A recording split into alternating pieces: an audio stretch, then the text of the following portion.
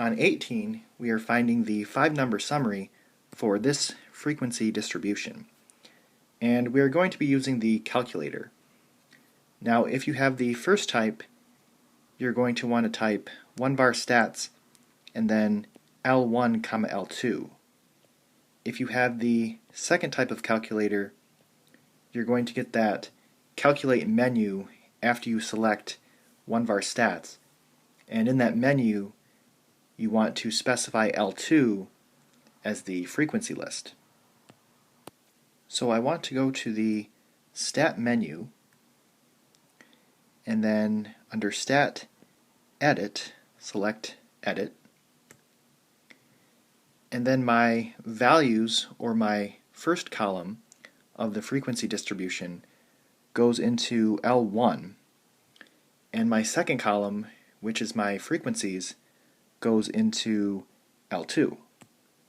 So then I want to quit out and then go back into the Stat menu and then select 1-var stats, and then I want to select L1, L2. So L1 is second 1.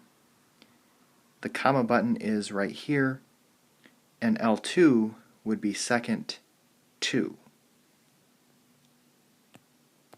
And again, if you have the other version of the calculator, you want to specify L2 as the frequency list. So these are the 1-var stats, and then I want to scroll down, and this is the 5-number summary. The min is 4, Q1 is 6, Q2 is 7, Q3 is 8, the max is 10, and if we calculate the IQR, that's going to be 2.